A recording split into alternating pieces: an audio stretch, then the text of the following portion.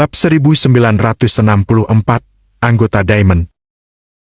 Nora juga berusia 20-an, tidak bisa dibandingkan dengan seorang gadis remaja.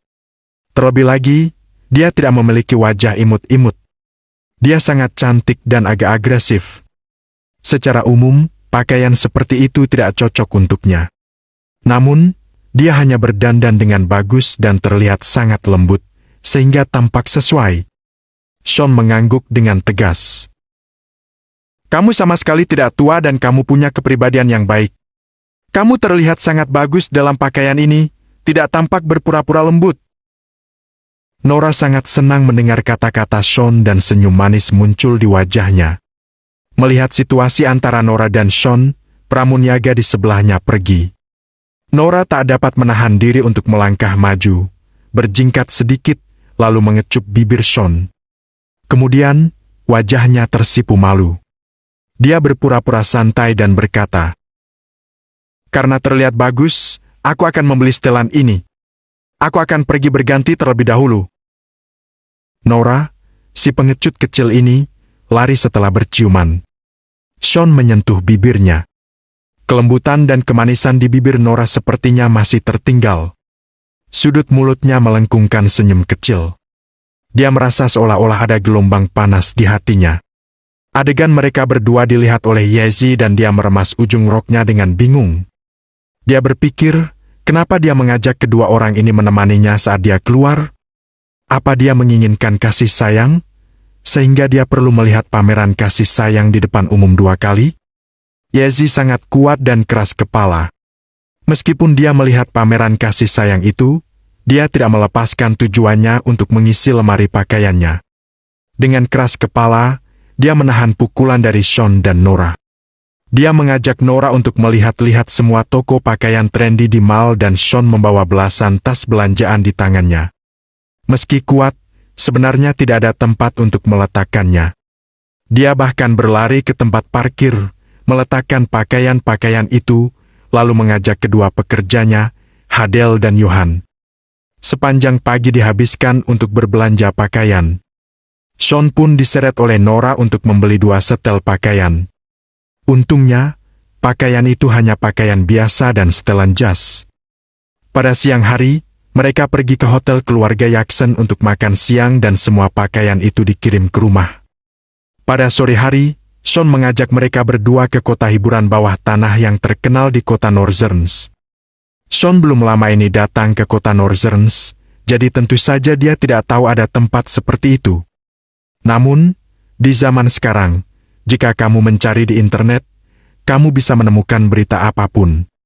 Setelah Sean mengetahuinya, dia mengajak Yezy dan Nora untuk bermain. Ada semua aspek makan, minum, dan bermain, tetapi semuanya sangat formal. Tentu saja, ini hanya di permukaan. Mengenai kenyataannya, terserah kita untuk mencari tahu secara detail atau tidak. Tuan, kota bawah tanah kami menggunakan sistem keanggotaan. Kalau Anda ingin masuk dan bermain, Anda perlu mengajukan permohonan kartu anggota. Resepsionis cantik memandang Sean dan yang lainnya sambil tersenyum dan berkata, seorang pria tampan dan 2 orang wanita cantik, dan 2 pria jangkung dan keren mengikuti di belakang mereka seperti pengawal. Sekilas, Sean dan yang lainnya tampak bukan seperti orang biasa. Sean mengangguk. Berapa harganya? Saya ingin membeli 1. Kartu keanggotaan kami di sini dibagi menjadi 3 tingkatan, yaitu kartu anggota perak, kartu anggota emas, dan kartu anggota diamond. Masing-masing seharga 1 miliar, 3 miliar, dan 6 miliar.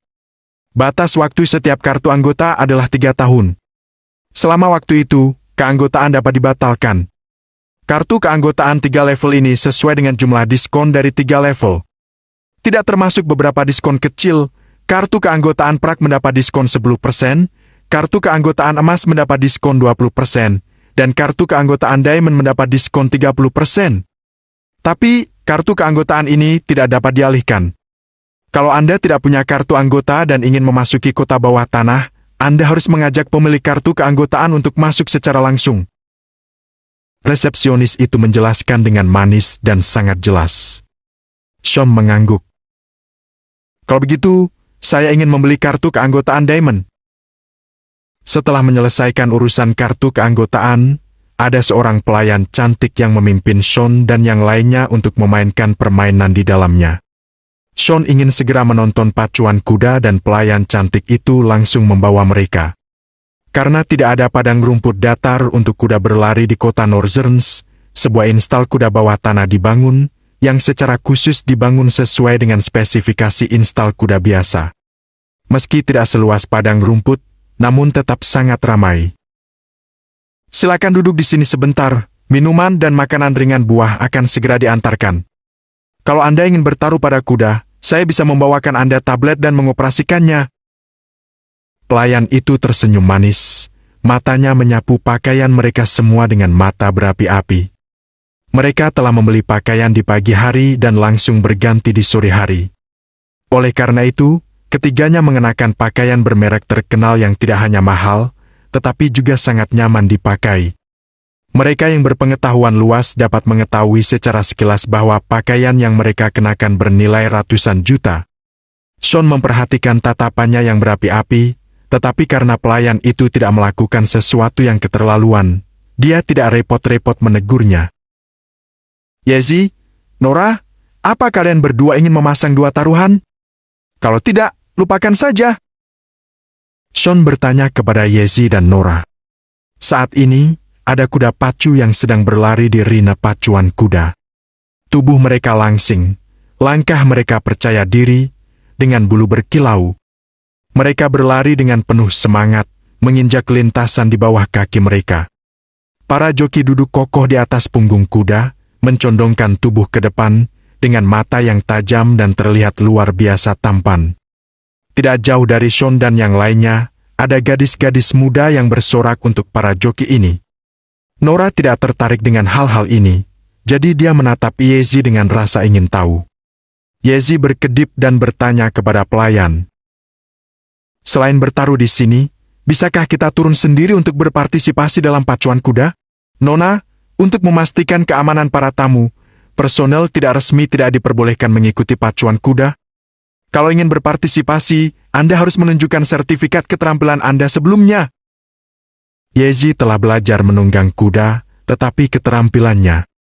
Pelayan itu tertegun sejenak, lalu tersenyum dan berkata, Maaf, Nona, untuk memastikan keamanan para tamu, personel tidak resmi tidak diperbolehkan mengikuti pacuan kuda.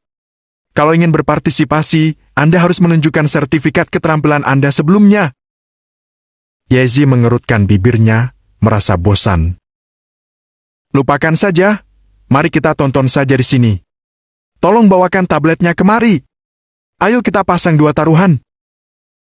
Pelayan datang membawa tablet, menyerahkannya kepada mereka, lalu mengajari mereka cara mengoperasikannya. Sean memandang Yezi dan berkata, Kalau begitu mari kita bermain beberapa permainan lain di sini. Bagaimana kalau bermain biliar? Sean tahu cara bermain biliar dan dia bermain dengan sangat baik. Yezi memandangnya dengan terkejut. Guru, apa kamu juga bisa bermain biliar? Baiklah, ayo bermain biliar setelah aku memasang dua taruhan. Berpikir akan bermain biliar, Yezi hanya menonton dua pacuan. Setelah menebak dengan benar satu kali dan menebak salah, akhirnya dia sudah cukup puas dan kehilangan minat pada pacuan kuda. Dia ingin bermain biliar dengan Sean dengan gembira. Pelayan mengikuti mereka sepanjang waktu dan segera memimpin mereka. Melewati ruang yoga dalam perjalanan, saya melihat beberapa wanita dengan tubuh kekar melakukan yoga di sana. Seekor wanita sedang menggantung, lalu seorang wanita lain dalam kondisi baik sedang membungkuk. Namun, Sean hanya meliriknya sekilas, bahkan tidak berhenti selama beberapa detik. Yezi menyeringai dan mengulurkan tangan untuk menyobok pinggang Sean. Guru, apa kamu menyukai wanita cantik yang melakukan yoga? Kakakku juga bisa melakukan yoga. Bab 1965, Memberimu Wajah. Nora tertangkap basah olehnya dan hal itu segera menjadi topik. Jadi, dia segera meraih pinggang Yezi dan mencubit beberapa kali dengan tergesa-gesa. Dengan malu-malu dan kesal, Nora berkata, Kamu bisa diam saja. Senyum muncul di sudut mulut Sean. Oh, benarkah? Dia menatap Nora, terutama pinggang ramping dan kaki panjangnya. Tatapan itu jelas serius, tetapi Nora merasa ada sesuatu yang istimewa pada tatapannya dan dia langsung tersipu.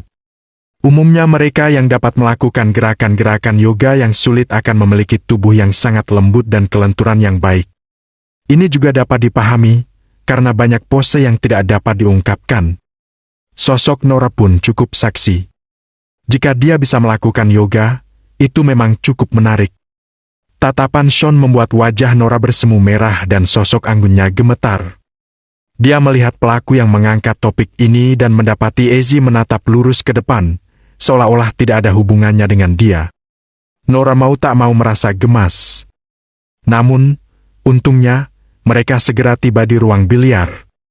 Sebagai anggota Diamond, Sean langsung meminta ruang biliar terpisah. "Bagaimana kita akan bermain?"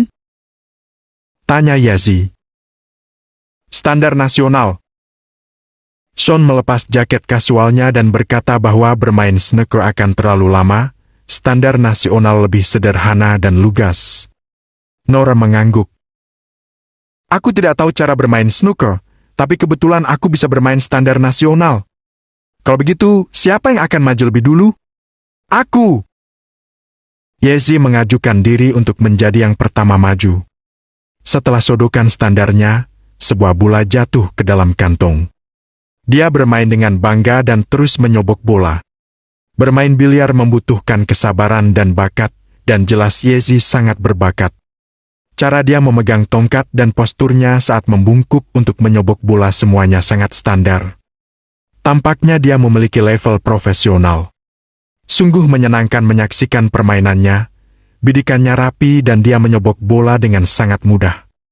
Ada beberapa bola yang sangat sulit di tengah dan semuanya berhasil masuk kantong dalam satu sodokan di bawah pengamatan sabarnya. Terlebih lagi, gadis kecil ini memiliki sosok yang sangat baik dan postur bermainnya sangat bagus. Sempurna! Memasukkan semua bola dalam satu sodokan, gadis kecil ini benar-benar menyelesaikan putaran ini secara langsung. Sean bertepuk tangan. "Bagus sekali!" Yazi mengangkat kepalanya yang mungil, menunjukkan ekspresi bangga di wajahnya, seolah-olah dia meminta orang lain untuk memuji ekspresi bangganya. Nora menyentuh kepalanya dan berkata, "Istirahatlah, biarkan aku yang bermain." Sean jauh lebih fokus menonton Nora bermain daripada menonton Yazi bermain. Bagaimanapun, yang satu adalah murid kecilnya, tetapi yang lainnya adalah kekasihnya. Keterampilan biliar Nora sebaik yang dia katakan, tidak jauh di belakang Yazi. Kepribadiannya sendiri juga sangat tenang dan dia juga sangat stabil saat bermain biliar, hampir tidak ada kesalahan. Sean tidak bisa menahan tawa saat dia melihat bola 8 hitam terakhir memasuki lubang. "Awalnya aku ingin pamer kepada kalian, tetapi kalian berdua sangat pandai bermain biliar sehingga kalian bisa berlanjut ke permainan profesional." Yazi mengedipkan matanya. "Kita di sini untuk bermain, belum lagi kita semua saling kenal. Apa kamu takut kehilangan muka? Kalau kamu tidak dapat menyelesaikan permainan dalam satu putaran, kami tidak akan mentertawakanmu." Yazi terkikik ketika berpikir bahwa Sean akhirnya bukan tandingan mereka dalam permainan biliar. Yazi cukup senang bisa memberi mereka kesempatan untuk bertahan. Sean bermain dengan santai dan juga menyobok semua bola. "Maaf, aku juga punya keterampilan yang bagus." Yazi awalnya ingin melihat permainan buruk Sean, tetapi dia tidak menyangka Sean akan pamer. Dia tidak yakin. "Kenapa kamu tahu segalanya, Guru? Bisakah kamu memberitahuku apa yang tidak kamu ketahui?" Sean berpikir sejenak dan berkata dengan sungguh-sungguh. "Ada beberapa hal yang diketahui wanita yang tidak aku ketahui. Misalnya..." Sebelum dia selesai berbicara, Nora tahu apa yang ingin dikatakan Sean. Dia pun tertawa. Yazi menggelengkan kepalanya tanpa berkata-kata. "Lupakan saja, aku akan mencari tahu apa yang tidak bisa kamu lakukan di masa depan." Setelah bermain biliar, mereka berendam di pemandian air panas. Hari ini hampir berakhir. Awalnya, mereka akan makan malam, tetapi Yezi ingin pergi ke pasar malam bersama-sama. Bayangkan, pasar malam penuh dengan makanan. Kalau kamu tidak tahan dengan godaan di masa lalu, jangan ingin menurunkan berat badan tanpa makan malam. Nora mengingatkannya. Sebagai orang yang suka makan tetapi tidak menjadi gemuk, dia tidak dapat memahami rasa sakit orang yang menjadi gemuk saat makan banyak, tetapi juga ingin makan banyak dan menurunkan berat badan. Yezi sangat suka makan. Biasanya, itu tidak masalah dan dia dapat menahan diri ketika makanan tidak muncul di depannya. Namun, begitu makanan muncul di depannya, sulit untuk mengendalikan dirinya. Setelah makan, dia akan menyesal dan ingin menurunkan berat badan, bahkan terkadang melewatkan sarapan dan makan malam demi menurunkan berat badan. Yezi mengedipkan matanya dan membela diri. Bukankah aku ingin memanjakan diri di hari ulang tahunku? Kapan lagi aku punya waktu untuk makan barbeku? Sean tertawa. Kalau kamu ingin pergi, kita akan pergi. Ketika mereka tiba di pasar malam, suasana yang ramai muncul di hadapan mereka. Aroma dari semua jenis makanan menyerbu dan nafsu makan Sean tergugah. Yezi menyeka air liurnya. Makan! Ayo beli barbeku dan takoyaki. Nora terhibur olehnya dan pergi membeli makanan bersamanya, sementara Sean mengikuti mereka untuk membayar. Aroma barbeku memenuhi udara. Sean dan yang lainnya duduk di meja kecil di warung barbeku. Sean mengeluarkan beberapa lembar tisu dan menyeka meja yang berminyak. Semoga pekerjaan kita semua lancar, karier sukses, bahagia, dan sehat. Hahaha, minum! Saudara-saudara, mari minum enak hari ini. Setelah minum, aku akan membawamu ke gua emas nanti. Memeluk wanita cantik di kiri dan kanan, bukankah itu menyenangkan? Hahaha, terima kasih, kakak. Di meja sebelah, beberapa pria kekar sedang minum anggur. Suara mereka sangat keras dan kata-kata yang mereka ucapkan tidak bisa dipercaya. Berisik sekali! Gumam Yezi. Biasanya volume suaranya normal, tetapi kali ini suaranya terlalu keras dan apa yang dikatakannya di depan umum juga sangat berbahaya. Bukankah gua emas itu hanya semacam tempat pelacuran? Cantik! Tentu saja kamu merasa kami berisik saat kami bersenang-senang. Bagaimana kalau kamu bergabung dengan kami dan bermain bersama kami, agar kamu tidak merasa berisik? Suara berat yang diwarnai dengan alkohol terdengar. Sean mendongak dan melihat pria-pria kekar itu menoleh. Wajahnya penuh kedengkian, penuh dengan kecemburuan dan kebencian terhadap Sean. Nora dan Yezi duduk di sebelahnya, satu di kiri dan satu lagi di kanan. Yang satu cantik dan yang lain muda dan cantik, keduanya menakjubkan. Sean terlihat seperti pemuda yang cantik. Meskipun tinggi, dia sama sekali tidak terlihat berotot atau maskulin. Pria seperti itu dikelilingi oleh dua wanita cantik yang menakjubkan. Yezi memutar matanya. Sungguh tidak bisa menjaga sikap di tempat umum. Ini sangat berisik. Seorang pria dengan tato di tubuhnya, tinggi dan berotot, berdiri dan datang mendekat dengan bau alkohol, lalu berkata, Hei, aku suka gadis seksi sepertimu. Pria itu menjilat bibirnya, menatap Yezi dalam-dalam. Makna di matanya tampak dengan jelas. Yezi terkejut dan mencondongkan tubuh ke arah Sean. Cantik, aku memberimu wajah. Mari minum bersamaku. Aku tidak peduli dengan apa yang kamu katakan tadi. Kalau ada yang berani mengatakan bahwa aku tidak bisa menjaga sikap, aku pasti akan memberinya pelajaran. Setelah mata pria itu tertuju pada Yezi, dia pun menatap Nora. Bab 1966, Enyahlah. Di bawah cahaya lampu jalan, rambut hitam mengilap Nora setengah menggantung di pundaknya, dengan lembut terembus oleh angin. Wajah cantik yang nyaris memesona itu tampak makin kabur. Seperti kata pepatah, melihat wanita cantik di bawah cahaya, makin kamu melihat, makin cantik penampilannya. Wajah Yezi dan Nora tampak makin cantik di bawah cahaya seperti itu. Orang-orang yang telah minum dengan pria itu sebelumnya mengelilingi meja Sean dengan niat jahat dan hampir berteriak bahwa mereka ingin menangkap si cantik Nora dan Yezi. Lalu, bagaimana dengan Sean? Mereka hanya mengabaikannya. Bagaimanapun, dia tampaknya tidak memiliki nilai kekuatan tinggi dan mereka bisa membawa Sean keluar dan menggantungnya. Melihat tatapan cabul mereka, Nora tiba-tiba merasa tidak nyaman. Sean merangkul Nora. Saudaraku, bukankah buruk menginginkan pacar orang lain? Kalau kalian meminta maaf kepada pacar dan adikku sekarang, lalu kembali ke meja kalian, kami akan melupakan masalah ini. Kalau kalian masih ingin terus mengganggu, aku akan membuat kalian menyesal. Ada kilatan dingin di mata Sean. Dia pergi untuk bersenang-senang dengan Yezi hari ini.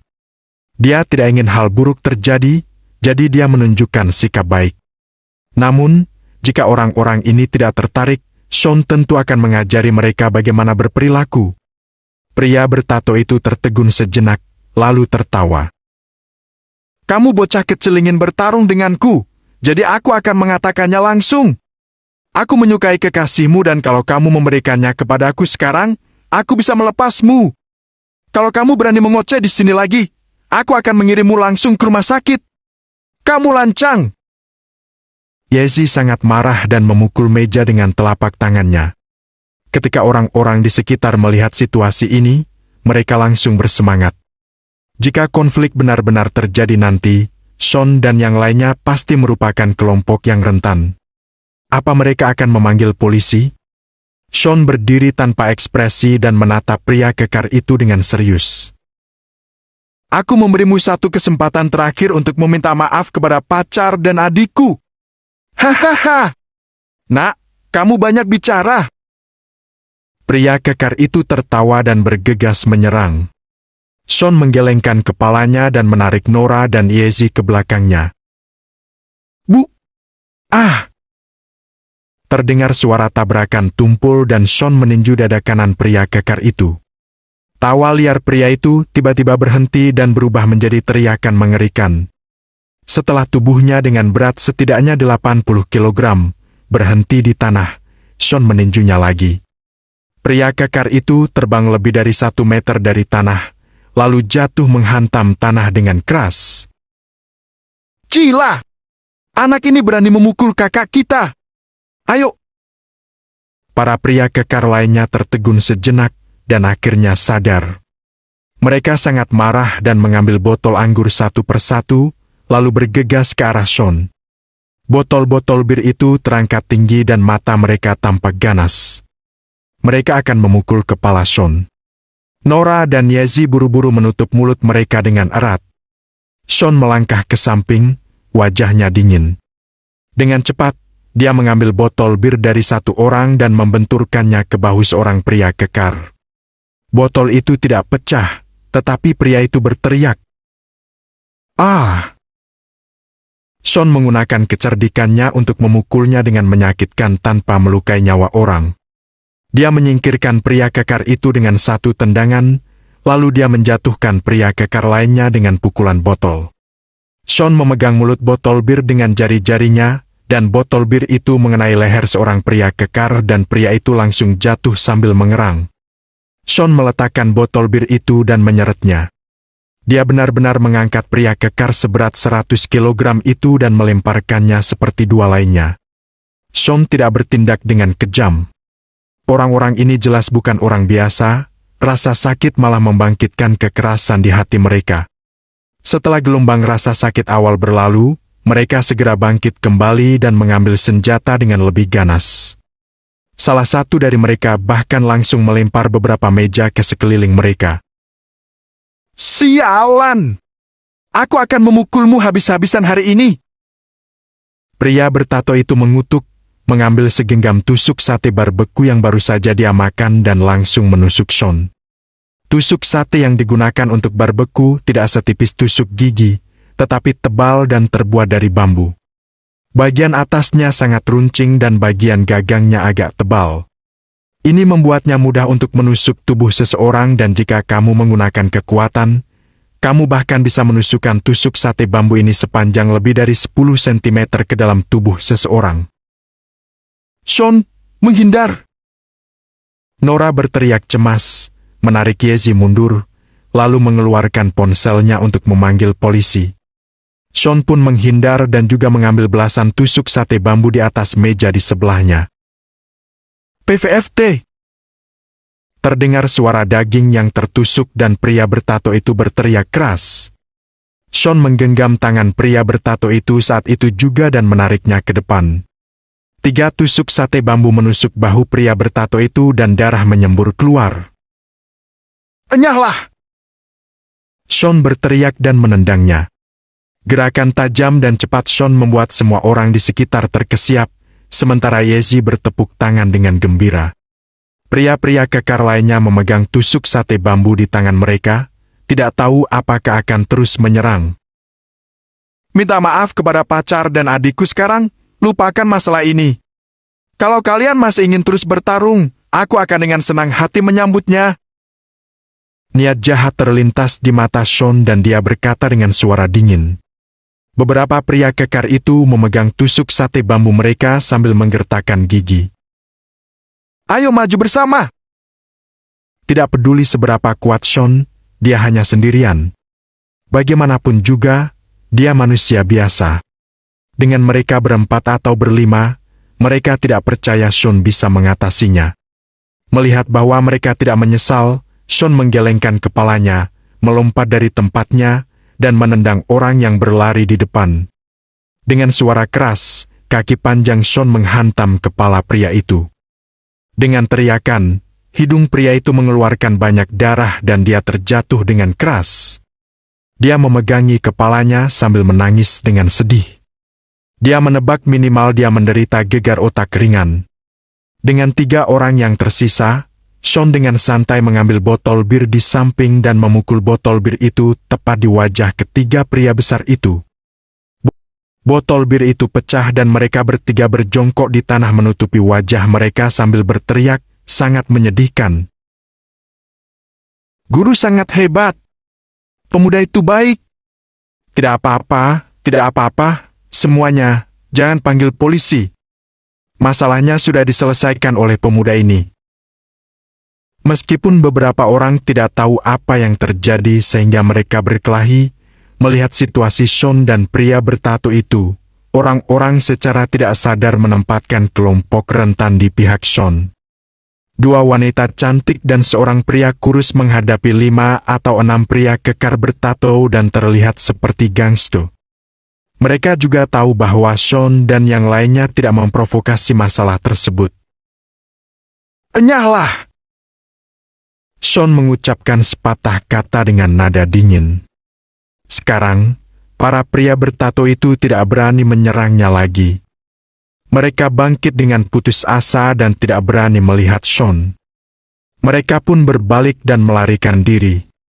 Sean menggelengkan kepalanya. Tidak ada apa-apanya. Dia memanggil Nora dan Yezi untuk datang dan duduk lagi. Pemilik warung barbeku sudah ketakutan setengah mati.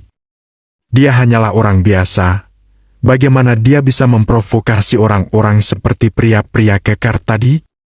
Sekarang Sean dan yang lainnya menang, pemilik warung itu juga lega.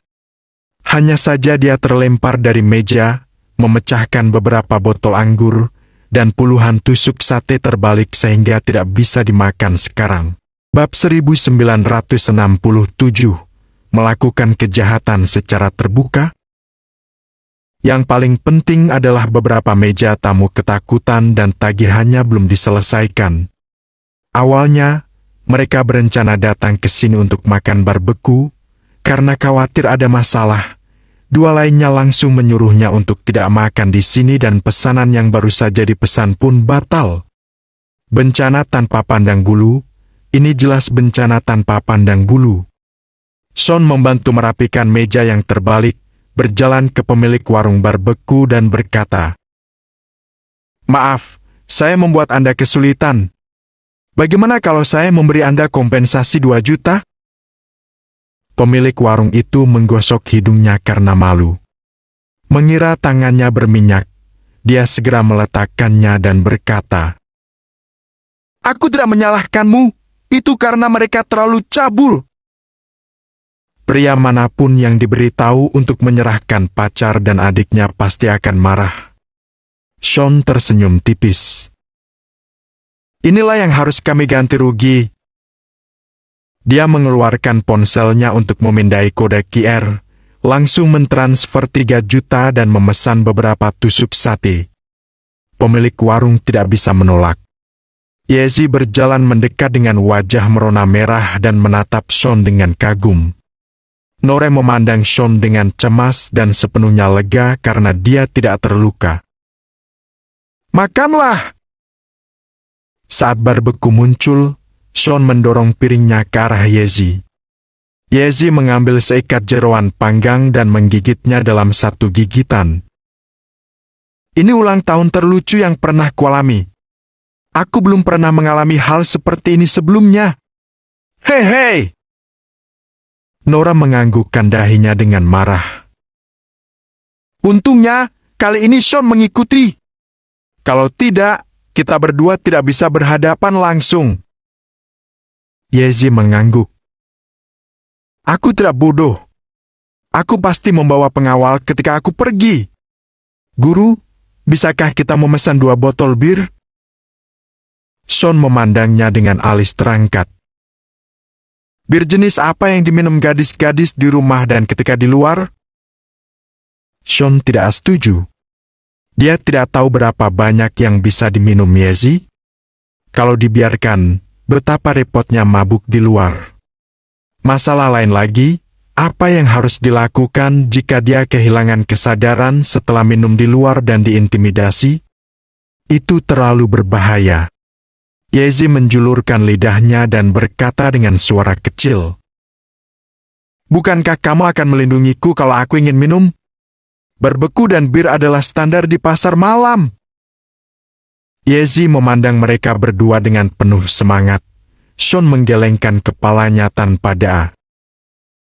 Oke, bos, pesan 2 botol bir.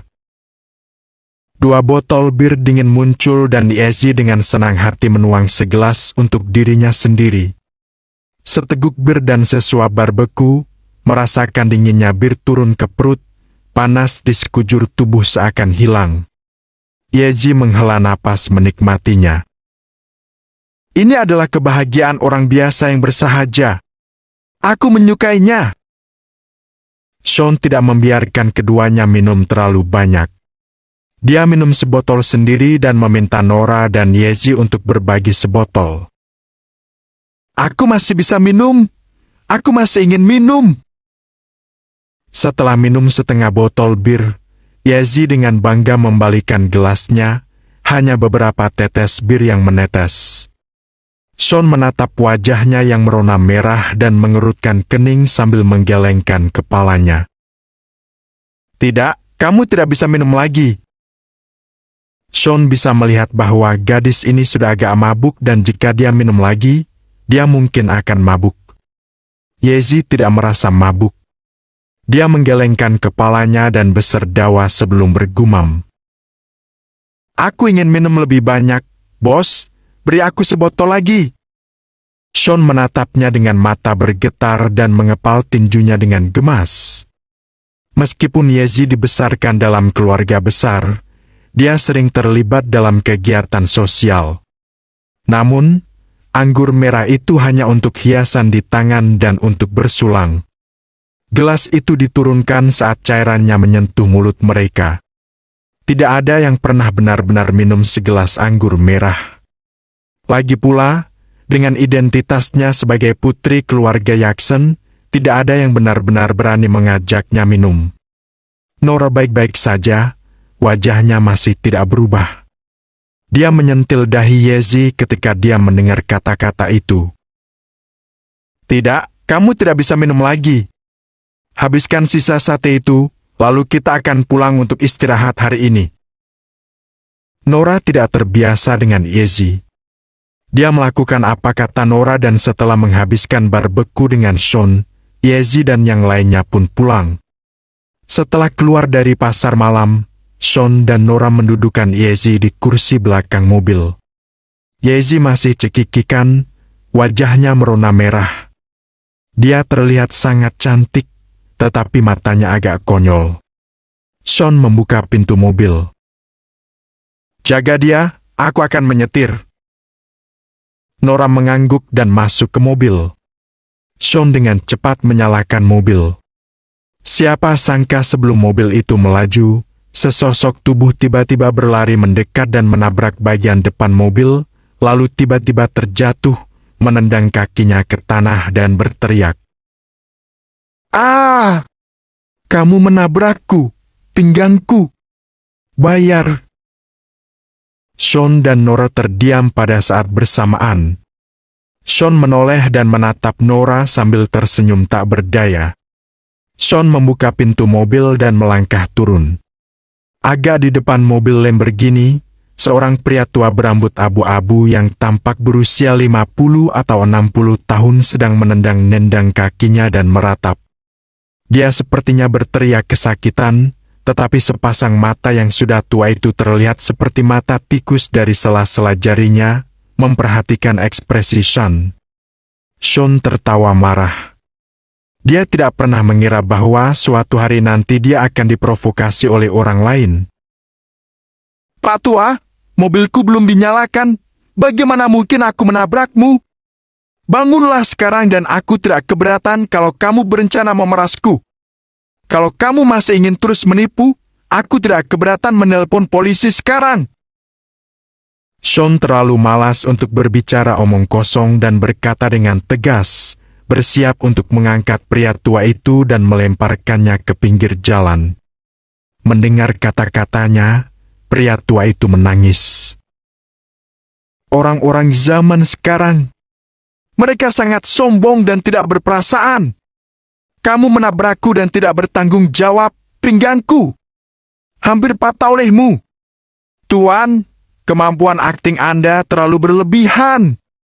Saya baru saja melihatnya. Anda sengaja menabrak mobil orang. Untungnya, mereka baru saja menyalakan mobil dan belum benar-benar mulai melaju.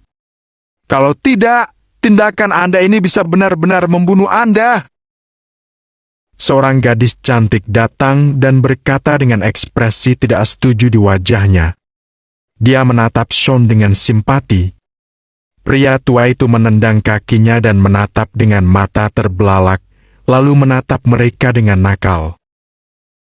"Dialah yang menabrak dan kamu masih ingin menipu dan tidak mau membayar biaya pengobatanku, bukan? Semuanya, kemari dan lihatlah. Siapa orang-orang ini? Apa masih ada keadilan yang tersisa dalam masyarakat ini?" Gadis itu tercengang dan jengkel. "Tuan, Anda sangat berani melakukan kejahatan secara terbuka. Anda bahkan tidak memikirkan betapa canggihnya teknologi sekarang. Jangan katakan bahwa harus ada perekam mengemudi di mobil ini. Pengawasan di sekitar sini pun dapat mengambil gambar di sini. Ketika tiba saatnya untuk pemeriksaan, akan terlihat jelas apa Anda yang melakukan kejahatan secara terbuka atau dia yang menabrak Anda. Saya sarankan kepada Anda untuk berhenti sekarang. Kalau tidak, kalau Anda benar-benar memanggil polisi, Anda akan dikritik dan diberi pelajaran pada saat itu." Dengan gadis ini berbicara terus terang, semua yang ingin dikatakan Sean telah dikatakan olehnya. Namun, pada awalnya Sean tidak berniat untuk berdebat dengan pria tua itu dan berencana untuk mengangkatnya dan melemparkannya ke pinggir jalan. Pria tua itu tidak percaya dan Sean tidak repot-repot berdebat dengannya. Dia berjalan dengan wajah dingin, mengangkat kerah belakang pria tua itu, lalu menyentaknya begitu dia mengangkat tangannya.